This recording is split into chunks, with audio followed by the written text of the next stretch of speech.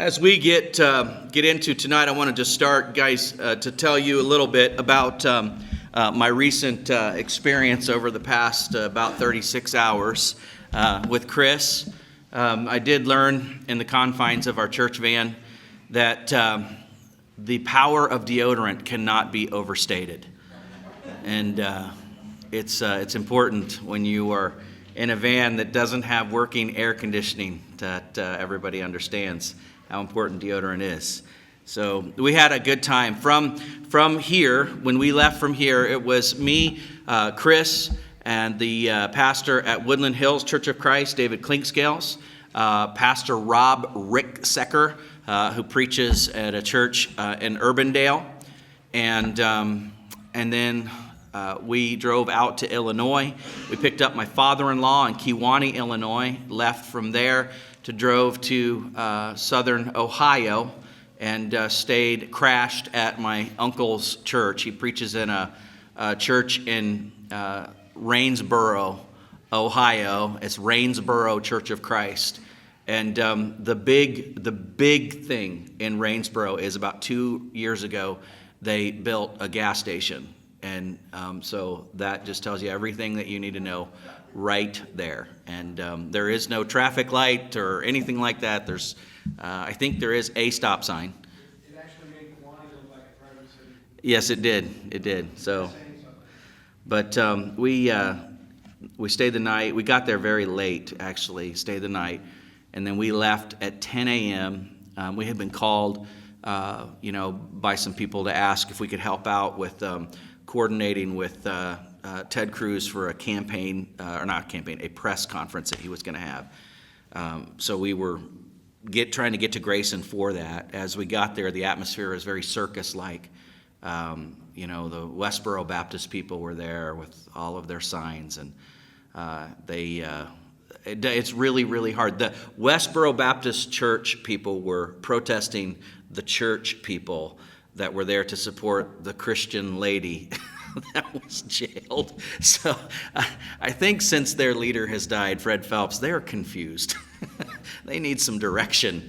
But anyways, they're just a mess, and they were very annoying. But they were very minimal in comparison to what we saw. I mean, there was over 5,000 people that gathered there in Grayson. It literally was about 98 degrees and 100% humidity. I mean, I was just drenched and it was oppressive, but it was really awesome to see so many people.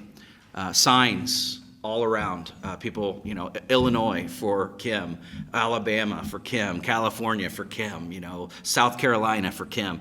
From all over our country came to Grayson, Kentucky. And that's powerful.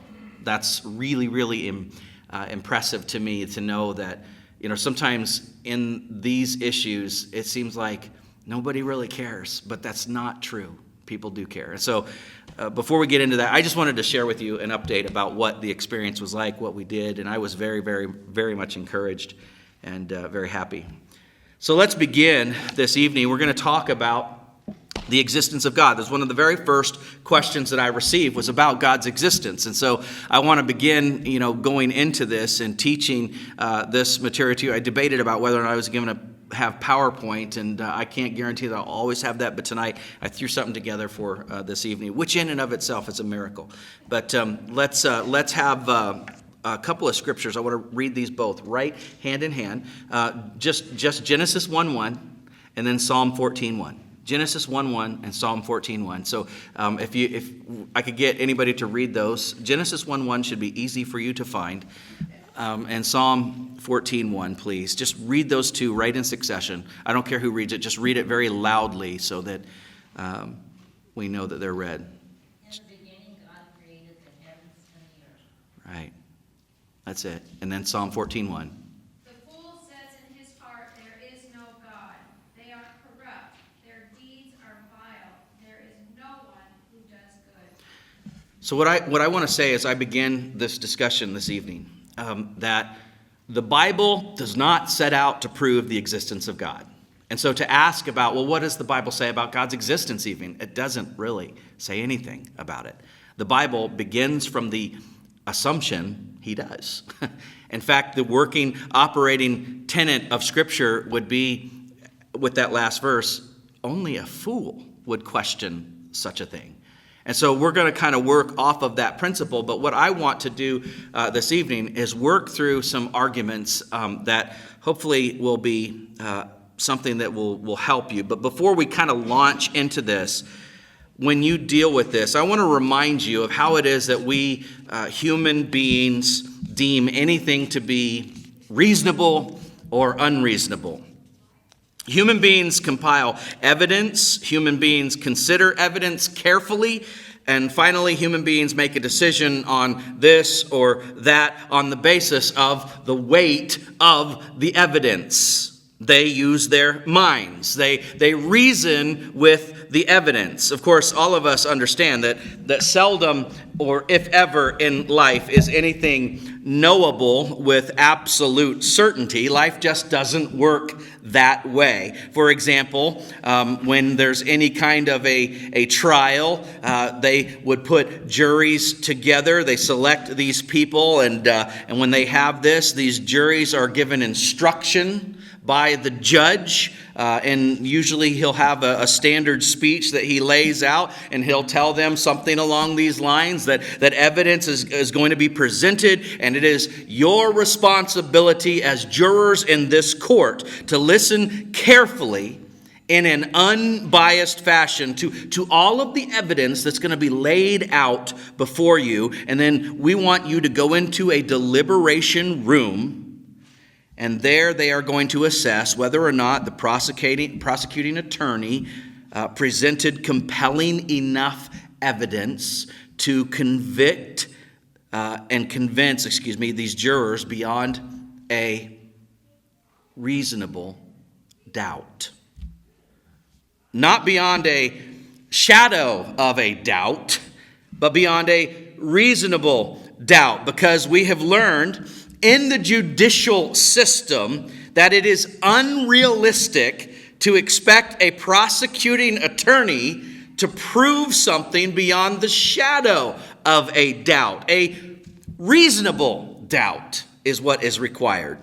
And if you think about that, in almost every dimension of life that we live, we all make decisions based on high probability as opposed to absolute certainty.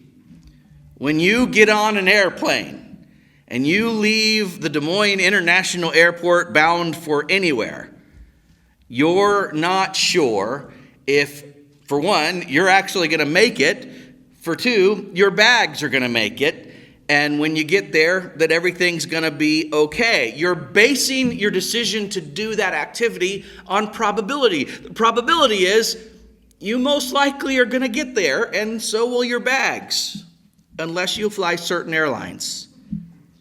When you get a paycheck every week, and you take that paycheck to the bank, you are not absolutely certain that the bank is not going to just take off with your money.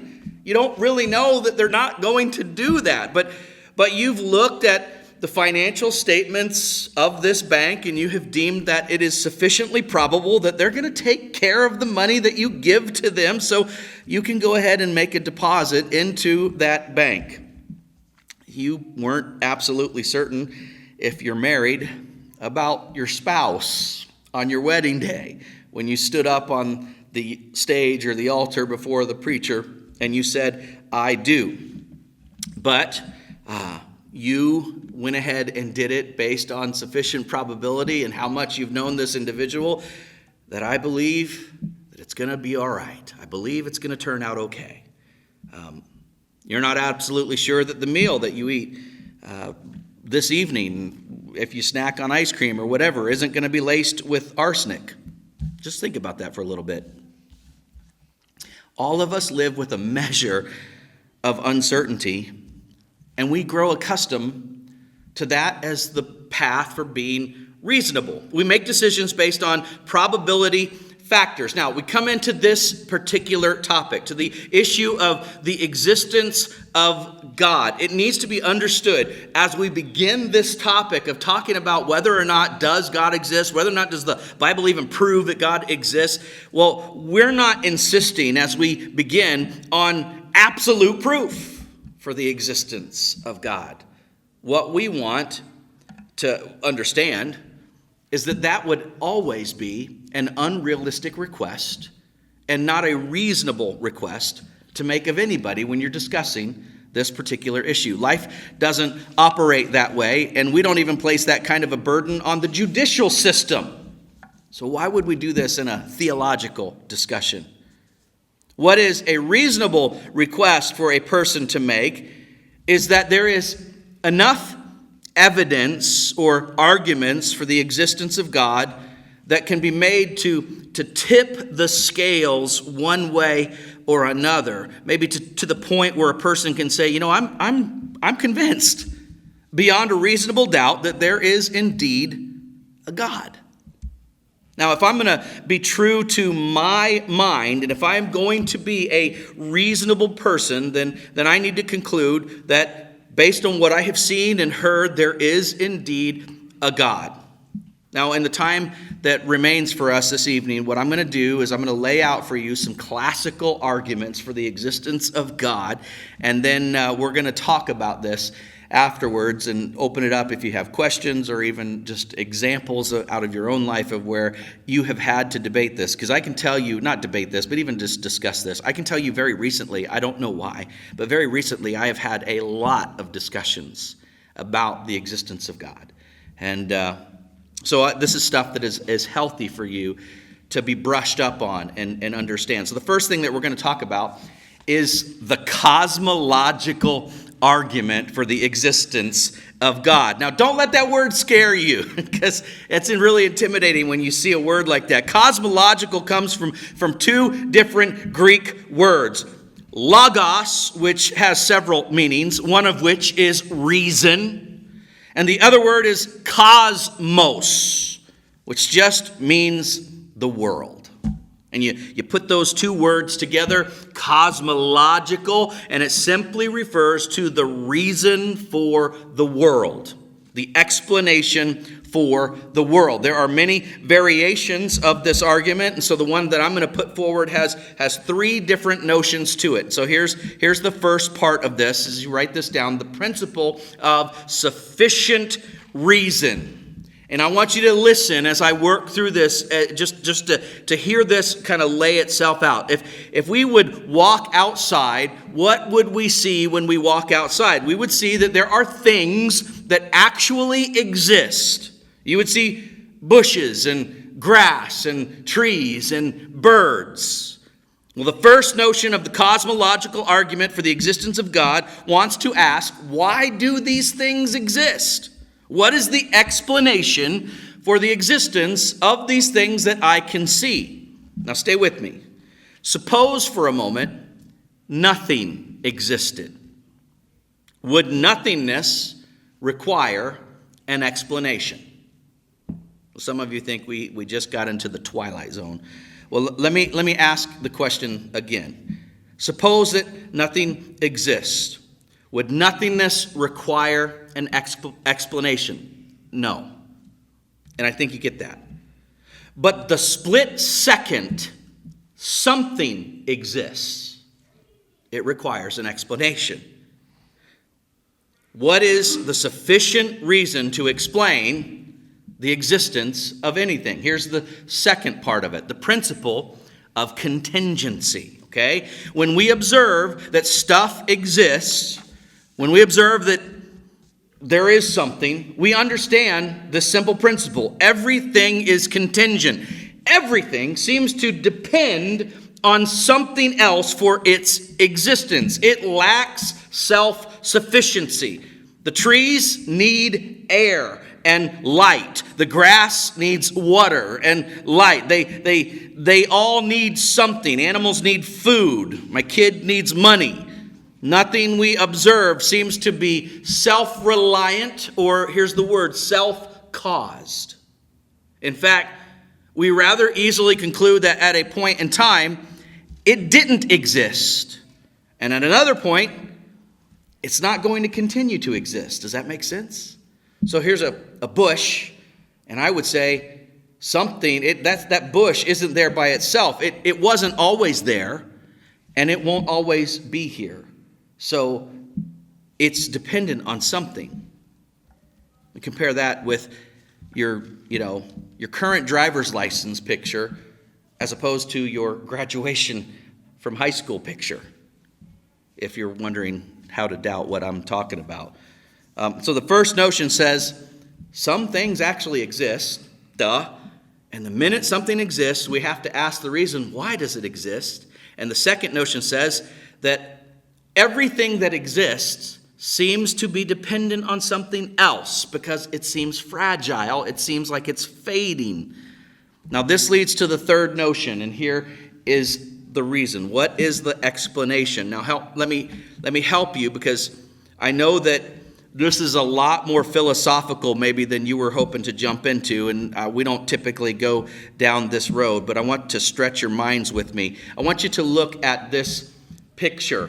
Imagine this circle. Everything, if you would imagine this with me, everything that is inside this circle is the universe. Everything in the universe is inside that circle. And we've already concluded that everything in the universe, all that exists, is contingent. It depends on other stuff to exist. It is slowly headed for non-existence. The big question is, what caused all of this contingent stuff to exist in the first place? Now, work with me on this, because the answer lies in one of two places. Everything inside the circle is contingent and fading and dying. So, did everything that exists come from within this circle? Or did it come from without? That's a very important question as we work through this, because if everything that is inside the circle is contingent and dependent and transitory and fading, how rational is it to locate the ultimate cause of everything that there is inside that circle? See, inside the circle, nothing is self-caused or self-reliant. Doesn't any reasonable, rational thinking person have to conclude that the explanation for everything that exists is outside of the circle? By definition, whatever is outside the circle has to be non-contingent. It has to be non-dependent. It needs to be uncaused, self-reliant, eternal, unlimited, all-powerful. And friends, those are the kind of adjectives that come dangerously close to a working definition of God. So be reasonable. That's all that I ask as we talk about this. For the last several hundred years, thousands of people have wrestled with this cosmological argument for the existence of God. People have studied it, they have dissected it, they have debated it, they've lost sleep over it, and many have concluded that this is a very powerful piece of evidence philosophically pointing to the existence of an eternal, all-powerful, non-contingent being. Logically speaking, it is a very compelling argument, and I would challenge anybody to try to poke holes in this argument. But when you are reasonable, you ask, what is the explanation for everything that exists? Well, it needs to come from outside the circle. So let's move on to the second argument, and that is the teleological argument. Again, don't let the word scare you, because this simply points to the design of our world.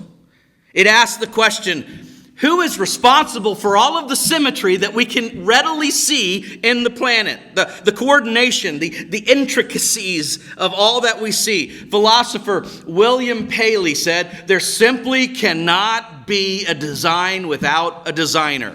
I was rather surprised that Ray Comfort didn't come up with that. There cannot be a design without a designer. The teleological argument simply challenges the familiar theory that all of what we see around us cannot have come into existence by sheer chance. Most of you know that for centuries, mankind looked at the complexities and wonder of the world and simply assumed that there was a master designer behind everything. They were simply being reasonable. This traditional supposition was basically unchallenged until we got into the 18th century and the age of reason, when scientists began to postulate that the origins of the universe were somehow scientifically explainable, not biblically explainable. So in vogue today, we have the Big Bang Theory, which before the TV show was a scientific theory. And it holds that a chance collision of floating gases, stay with me, a chance collision of floating gases set in motion a random series of events. I'm going to say that one more time. A chance collision of floating gases set in motion a random series of events that over billions of years finally brought us to be in this room today to study life on planet Earth. Now, I ask, is that a reasonable theory?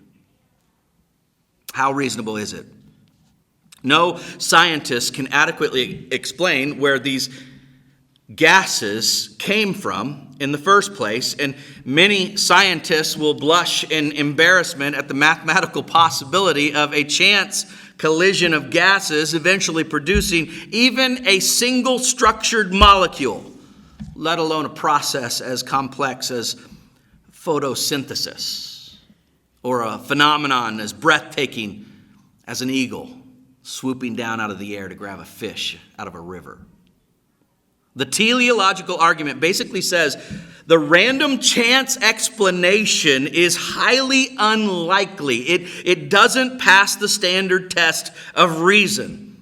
Whenever or wherever there is purpose or order and design or structure, reasonable people know someone was responsible for that. So here's my challenge today. After we leave tomorrow, look behind your television set. Open your TV apart. Back in the day, my grandpa had a shed in his backyard, and he would repair TVs, and he did the old tube TVs, and he had parts galore, and it was forbidden for me to go into the shed, but I frequently did to see all the stuff, because it was just cool to look inside the shed. And I would say, just open up your TV if you could and look at all the tiny circuits and chips and switches and connectors, and it's way different than it used to be. And then go sit in your backyard under a tree and ask yourself if that television was designed and assembled by an intelligent being, or if it was the result of a random explosion in a metal factory.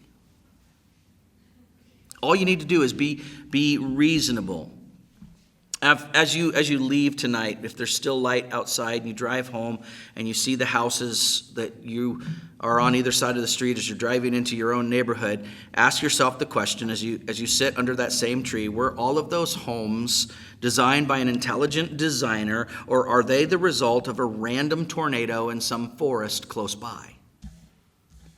If the evidence falls on the side of an intelligent designer, then you will have a new appreciation for the teleological argument for the existence of God. What can account for the marvel and the miracles that every single one of us witness all around us every day? Sheer chance cannot have produced everything that we can see when we walk outside. Reasonable people don't hold that position. Charles Darwin himself the kingpin of evolutionary theory, in a chapter titled Difficulties with the Theory, from his Origin of Species, says, and now I quote, "To suppose that the human eye, with so many parts all working together, could have been formed by natural selection seems, I freely confess, absurd in the highest degree." Unquote. That portions of Darwin's writings I agree with wholeheartedly. Only an intelligent designer could have produced a human eye, or the navigation system of a homing pigeon, or the spinning ability of a spider. And has been said countless times by thinking people, much more faith is required to attribute the wonders of our world to a chance collision of floating gases than to accept the existence of an eternal, intelligent, all-powerful designer God. Reasonable people can hold the position of the existence of God as creator and designer far more easily than the other position. In fact, one scientist calculated the probability, the chance creation of a single molecule to be 10 to the 243rd years. That is 10 with 243 zeros behind it. That's even more than Bill Gates has. Billions of trillions of years would be required for this random kind of process to produce even a single structured molecule. Next time you're holding a baby in your arms, can you really buy the line that something as incredibly magnificent as an infant child, something so complex, is really the result of just a cosmic accident? I just want to say to people that I know that get intimidated either on Facebook or having conversations from time to time, somebody that seems so PhD, highbrow minded, they say, well, here's my opinion on this kind of thing. You don't have to be intimidated. You are reasonable people. God gave you a good mind, and most of your minds work very well. So let's talk about the moral argument. Now, this argument is not as deep and as sophisticated as the other two that we've kind of been working through. This argument asks a simple question: how does one account for the fact that in human nature, regardless of what continent, regardless of the culture, regardless of the language, regardless of the color, there is a kind of moral code that is literally stamped into the hearts of human beings that brings this inner sense of oughtness to bear in people's lives. If human beings simply evolved from primeval gases, if they are simply grown-up germs or a recent improvement of the apes, how does one account for the fact that in almost every single culture in the world there is preferred truth-telling over deceitfulness, kindness over violence, loyalty over backstabbing, love over hate, justice over injustice? Why is that? Who accounts for that? Are gases or germs or genes capable of creating a moral code of values in people worldwide? One that is remarkably consistent, even though billions of people existed and were separated by oceans and continents. Let me ask you, how do you explain for this moral code? The brilliant author C.S. Lewis explains the moral argument in his book, Mere Christianity. Have any of you read Mere Christianity? Just one, two, that's great. I would encourage you to read that book. He explains it with such clarity and cogency that thousands of people have come to believe in God just by studying that little book of his. And it's not a very big book at all. I think it should be required reading, honestly, for any believer in Christ. Chuck Colson was most moved to believe in God through reading C.S. Lewis's book, Mere Christianity. So anyways, Let's look on at the next argument, the argument from religious experience.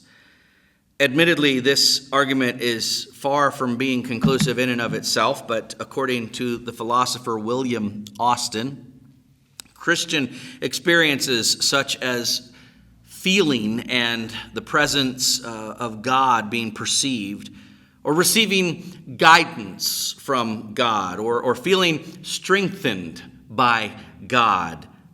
He says that there is something to that needs to be considered very carefully. Author Ron Nash goes so far as to say that religious experiences must be taken very seriously as evidence for the existence of God. Now here's the caveat. Provided that the person making the experiential claim is widely known to be a trustworthy person. What he's driving at is that hundreds of millions of intelligent, well-adjusted, non-marijuana smoking people, they don't live in Colorado, all over the world, including presidents, chief justices, scientists, sociologists, economists, as well as honorable butchers and bakers and candlestick makers, claim that they experience the love of God. Or that they experience the forgiveness of God, or that they experience the peace of God, the comfort of God. It should not be taken lightly. Now, no one is arguing the fact that occasionally a delusive or deceitful person manufactures a religious experience for whatever reason. Jim Jones, David Koresh, Marshall Applewhite, any of you remember him? The Heaven's Gate cult. Muqtada al-Sadr. All of these people, I believe, had or have some form of delusive history or instability. Occasionally, a person like that will try to deceive people, but that should not be the complete discount of the testimony of high integrity people who bear witness to the experience of God in his or her own individual life. So, when I think about this, just kind of as an aside, she doesn't make it to church all the time, but I think about Myrna Fluharty. Her husband, her dear husband, is sitting in a nursing home, and he doesn't really recognize anything or anyone anymore. And I remember years back sitting down with Harold and Myrna and having them share, because their daughter was killed in the early 90s through a carjacking, and they were very close to their daughter.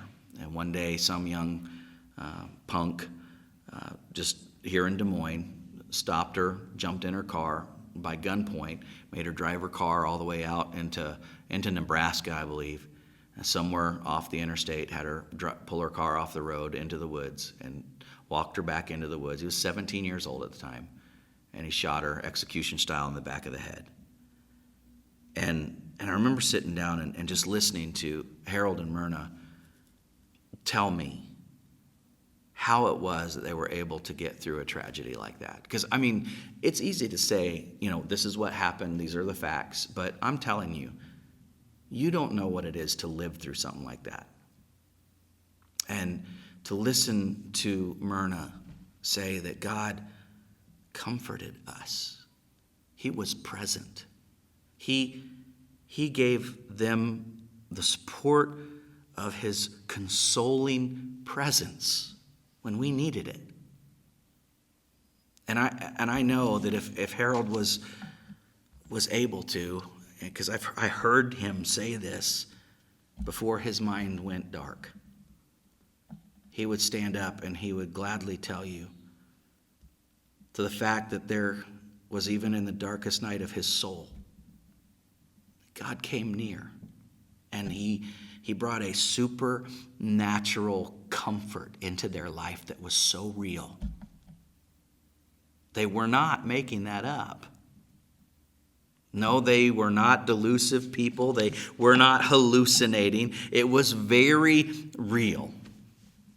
And for what it's worth, I could give you a very similar kind of witness.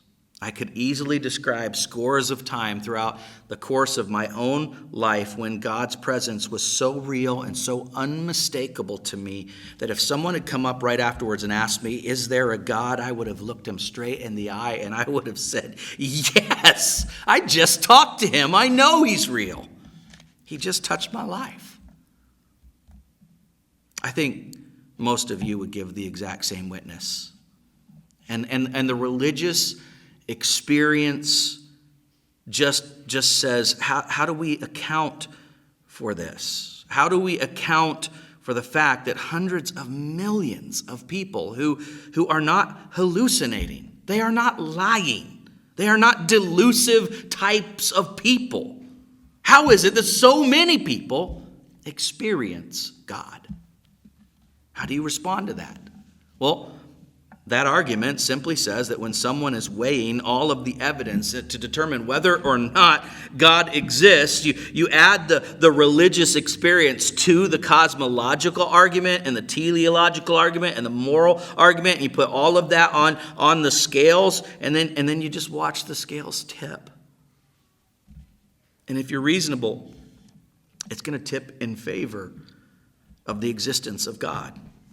Honest people have to admit that God was the cause for all that exists inside that circle. God was the designer for the wonder of the world. God was the one who put that moral sense of oughtness in my heart. God is still drawing near to people, and he's touching their life. And if the truth were known further today, that living, active, powerful, loving God who is there has attempted many times to establish contact with every single one of us at one point or another. Honest people, if we were just laying it all out on the line, would say, I can remember many a late night ceiling staring session when God came near to me and he said, come on, you know I'm real. Stop pretending that I'm not real. Stop pretending that you don't need me. Stop pretending. Open up your mind. Open up your heart. Every person has had a visit from God like that. The question is, what do you do with that? How do you respond to that? I need to tell you, people who do not believe in God have a lot of explaining to do. And if you believe in God, I want to just tell you, just hear me out. Stand tall.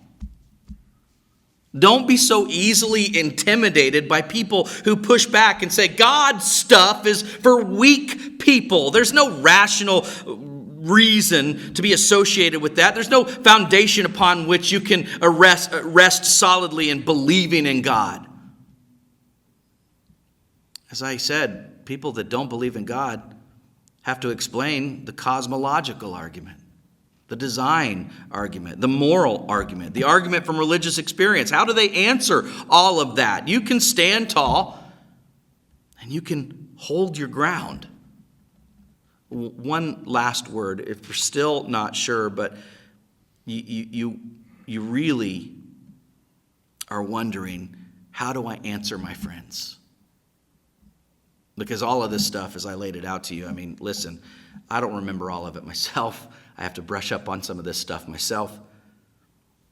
I'm just telling you, the Lord will help you in the moment that you need it if you ask him.